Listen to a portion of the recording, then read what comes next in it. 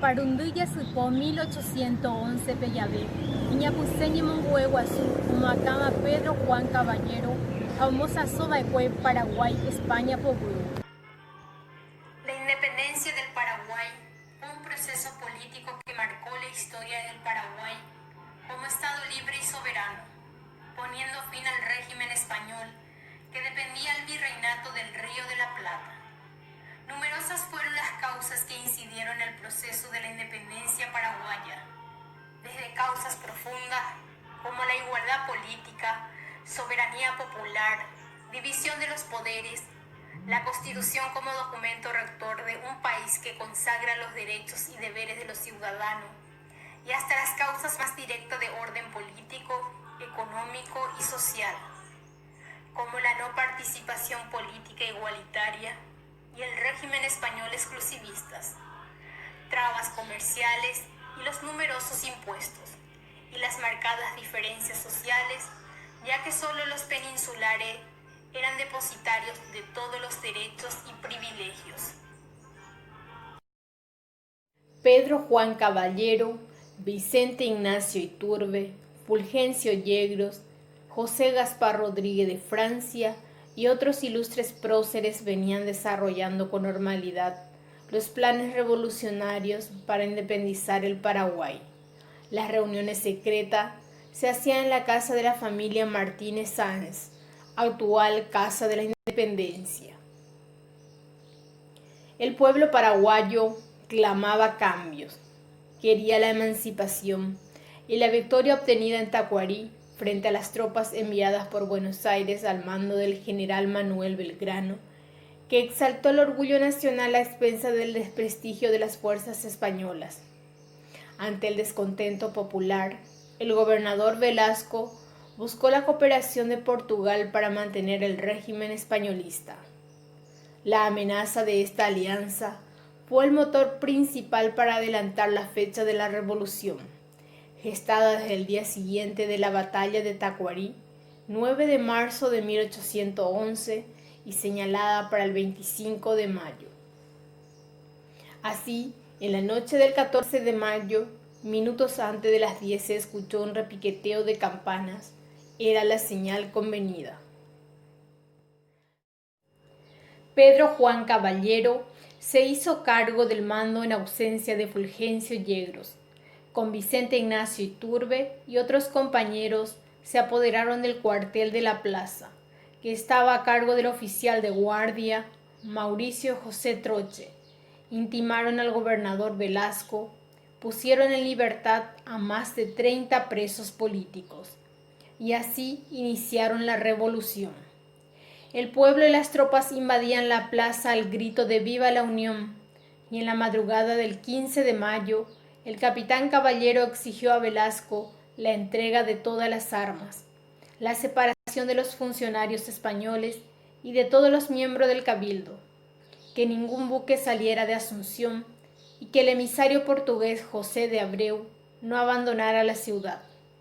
En principio, Velasco trató de resistir la imposición, contestó en términos vagos la petición de los revolucionarios y negó rotundamente acuerdo alguno con Abreu. Pero luego se dio cuenta de la inutilidad de su resistencia y optó por aceptar las condiciones impuestas. En la madrugada del 15 de mayo de 1811 sonaron 21 cañonazos anunciando la independencia del Paraguay de España.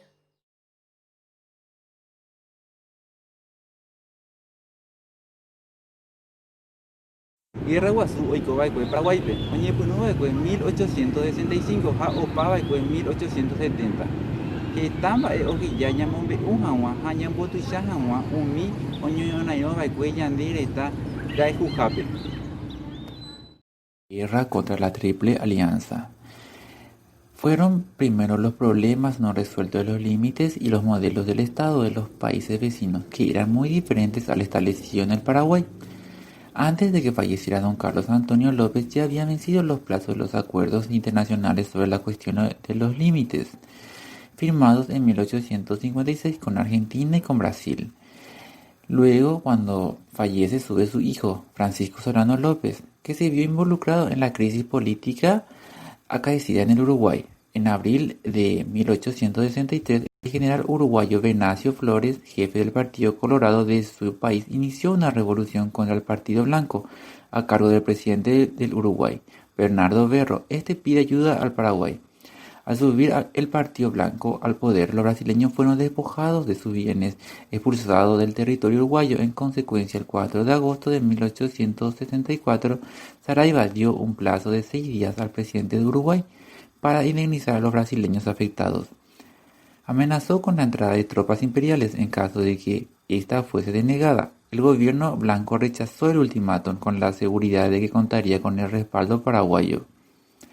El imperio desconoció el ultimátum paraguayo y una brigada brasileña invadió el Uruguay el 12 de septiembre de 1864.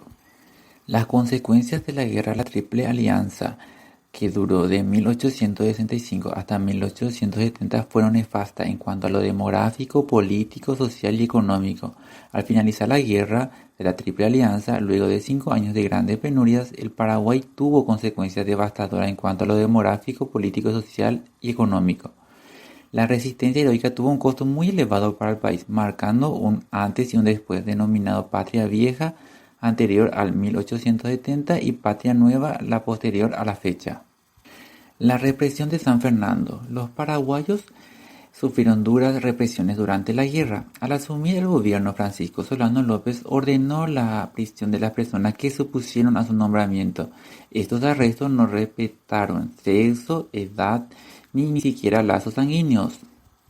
Luego del suceso en San Fernando, Solano López abandona campos de Pixir, donde se desarrollan 2 sangrientas batallas. En Lomas Valentinas, López rechaza la intimidación a rendirse de los generales aliados y logra escapar hacia Cerro Cora, Caxias. Prosiguió hasta Asunción y el 5 de enero de 1869 saquea la capital. Las consecuencias demográficas para el Paraguay fue que perdió 2/3 partes de una población aproximadamente de 500.000 habitantes, es decir, murieron entre 350.000 y 360.000 personas, en su mayoría del sexo masculino. Las consecuencias geográficas fue que el tratado secreto de la Triple Alianza establecía el respeto de la soberanía territorial paraguaya, lo cual no se cumplió, pues el Imperio del Brasil se adjudicó 63.325 kilómetros cuadrados, territorio comprendido entre los ríos Apa y Blanco.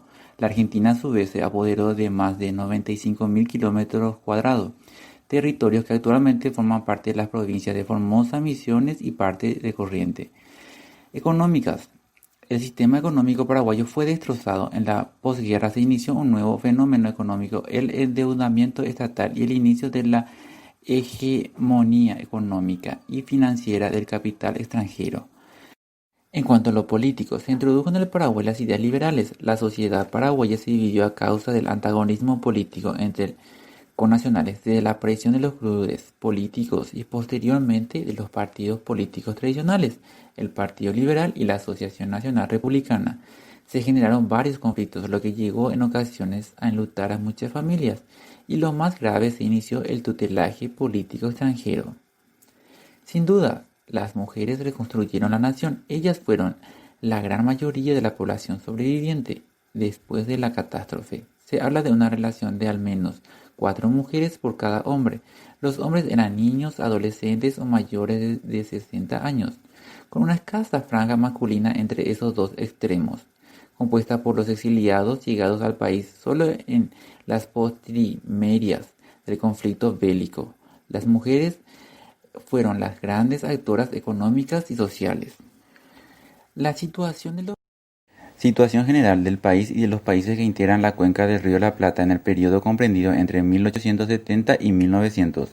Para Paraguay, las consecuencias de la guerra de la Triple Alianza fueron funestas, costando la pérdida de 2/3 partes de todos los hombres adultos y gran parte del territorio paraguayo. El Paraguay se vio sometido a una ocupación brasileña que duró 6 años, hasta 1876. La situación creada derivó un estancamiento económico que se prolongaría durante el resto del siglo. Los ocupantes no se preocuparon por formar un gobierno independiente en el Paraguay hasta el 15 de agosto de 1869, en que se formó en las ruinas de Asunción un gobierno provisional. El 15 de agosto de 1870 se reunió en Paraguay una convención constituyente para sancionar la primera constitución. Situación de Argentina. Durante la primera mitad del siglo XIX, la Argentina sufrió una permanente y sangrienta anarquía. En 1853 se promulgó una nueva constitución que sentó las bases de un Estado federal, declarándose Estado independiente. Situación de Brasil. Se firmaron 3 tratados con el Paraguay en enero de 1872, el primer tratado de paz y límites, el segundo de extradición de criminales y desertores, el tercero de amistad y comercio de navegación. En 1889, el generalizado descontento popular que había ganado ejército determinó la caída del imperio y la instauración de la república. Pedro II fue exiliado a Europa. El nuevo Estado promulgó el 24 de febrero de 1891 una constitución republicana. Bolivia hasta fines del siglo XIX estuvo dirigido por caudillos tiránicos, para quienes el arte de gobernar se reducía a deshacerse de sus adversarios. La ineptitud en función de gobierno hizo que Bolivia sufriera grandes frustraciones en política exterior. La más grave fue la derivada de la Guerra del Pacífico. Situación de Uruguay. Después de la Guerra de la Triple Alianza, el régimen político uruguayo republicano unitario fue siempre modelo de democracia y libertad en el continente.